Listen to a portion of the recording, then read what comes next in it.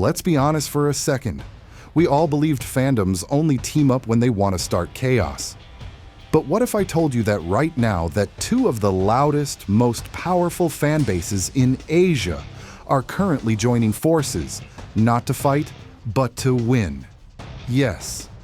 SB19's AAA and Stray Kids stays are quietly building one of the most unexpected alliances ahead of AAA 2025. And if you've been paying attention to recent patterns after SB19's blow-up, the recognitions they are getting, and most importantly, their collab with international esports fans, you'll understand why this partnership makes perfect sense. Well, let's break down why this cross-fandom alliance is really turning heads across the K-pop and P-pop world. You see, to understand why everyone's talking about it, you have to start with one simple truth.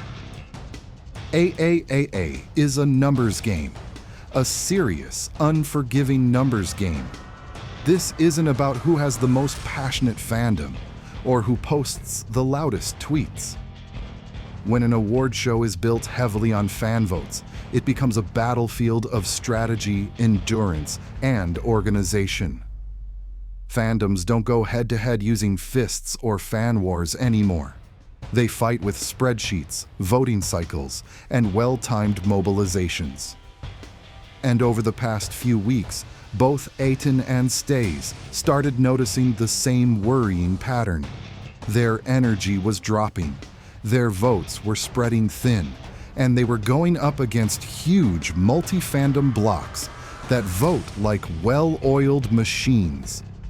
It didn't matter how dedicated they were. If they kept voting separately, they were burning out faster than they were gaining progress. So instead of pushing harder and stressing more, both communities did something smarter. They stepped back, looked at the bigger picture, and asked the question that changed everything. What if we combine strengths instead of fighting alone for the same categories? That one shift in thinking from competition to collaboration is what sparked the early formation of the SB19 and Stray Kids voting alliance. Not out of desperation, but out of strategy. Not because they had to, but because together they suddenly had a much bigger chance at winning. Now why these two fandoms? Well, it's simple. It's because their strengths lock together like puzzle pieces, each one filling the gaps the other can't cover alone. Stays have what you might call global firepower. They're huge. They mobilize insanely fast, and when they decide to push a category, you see the numbers jump almost instantly. Their voting waves hit like a tidal surge, big, loud, and impossible to ignore. AAA, on the other hand, are built for endurance. They're consistent, they're focused, and they run those never-sleep voting cycles that keep scores climbing steadily even at odd hours. When other fandoms slow down, AAA are still there, quietly pushing the meter higher. So what happens when you combine a fandom that delivers explosive power with one that delivers unstoppable consistency? You get a powerhouse strategy. Stays take charge in categories where their numbers naturally dominate. AAA take the lead in areas where their persistence gives them the upper hand. And together, they create a system where one fandom's strength completely cancels out the other's weak spot. It's clean, it's efficient, and it's surprisingly balanced. What makes it even smoother is that both fandoms have something important in common. They're insanely organized, and they know how to be loud online. Very loud. When they rally behind something, the timelines move. So this alliance didn't form because the fandoms suddenly became best friends. It wasn't a "we love you, let's team up" moment. It was a strategic choice, pure efficiency, a partnership built on logic, not emotion. And honestly, that's what makes it so powerful. Now, we've already made it clear that this alliance isn't just a nice idea. It's not fan service, and it's certainly not a feel-good gesture meant to look cute online. This partnership genuinely changes the game. It gives both groups a level of advantage at AAA 2025 that neither could reach on their own. Once their efforts merge, everything immediately scales up. The voting numbers rise because you suddenly have two extremely active global communities pushing together. The cycles become more consistent, since whenever one fandom slows down to rest, the other one naturally takes over. The exhaustion that usually hits fandoms during long award seasons becomes lighter because the pressure is shared, not carried alone. Their chances of winning more categories grow stronger because their energy is now focused instead of scattered. And overall, their presence on international platforms becomes louder because the conversations from both fandoms start blending and boosting each other. But here's what makes it even more interesting. SB19 has been experiencing a surge in global traction. They've been showing up in London coverage, appearing in mentions across Austria, and even popping up in Indonesian esports news because of their Honor of Kings KIC music artist role.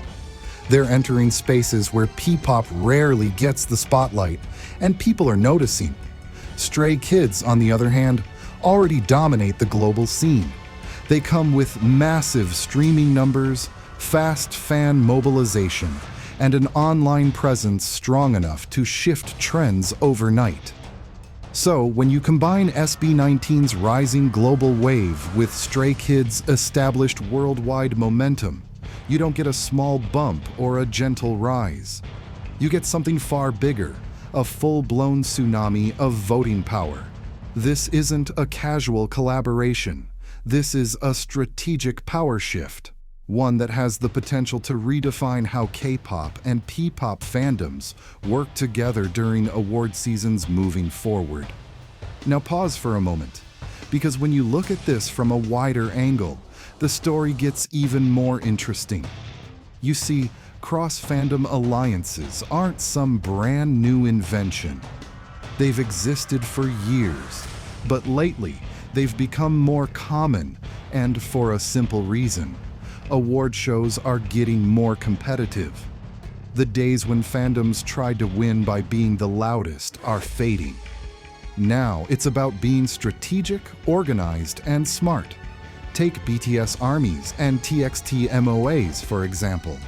Those two have one of the strongest cross-fandom relationships out there. Whenever BTS or TXT are up for overlapping award seasons, both sides quietly coordinate their voting pushes, streaming goals, and hashtag campaigns. It's not loud or dramatic, it's strategic. They know that supporting each other boosts the visibility of both groups under the same label and strengthens their collective presence in award rankings. Then, we also have onces and midsies. This particular collaboration didn't happen overnight, but once it locked in, it became one of the most effective alliances. Twice fans and ITZY fans learned how to split categories, rotate streaming hours, and hype each other's comeback schedules.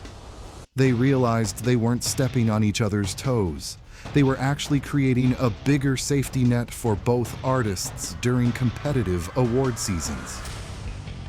And let's not forget Carrots and Adonis. This one is probably the closest in spirit to what we're seeing with SB19 and Stray Kids. These fandoms didn't just vote together. They actively built systems, shared Google Sheets, coordinated voting alarms, streaming tutorials that work across countries. They even held joint spaces on X, formerly Twitter, where both sides planned strategies in real time. It showed everyone that when two passionate fandoms combine their strengths, they instantly multiply their reach. It also shines a spotlight on something major. P-pop isn't just rising, it's being recognized. The fact that Stays see Aten as a strategic partner speaks volumes about SB19's influence and how far Kpop has come internationally. And here's the real game changer. This alliance shows that A10 is no longer viewed as the underdog. They're now respected as a powerful fandom, capable of standing beside one of the largest K-pop fan bases and matching their energy. So yes, this is much bigger than simply boosting votes. It reflects a changing landscape, one where fandoms across Asia are becoming more strategic, more connected, and more aware of the impact they can make when they work with each other instead of competing head-on. So what happens next? If this alliance stays strong all the way through to AAA 2025, we're in for something truly rare. We could see two fandoms not just participating, but winning side by side, coordinating, supporting, and celebrating each other's victories in real time. It's the kind of collaboration that goes beyond votes or award tallies. It shows the real power of strategy, organization, and unity in the fan world. And honestly, this could be just the beginning.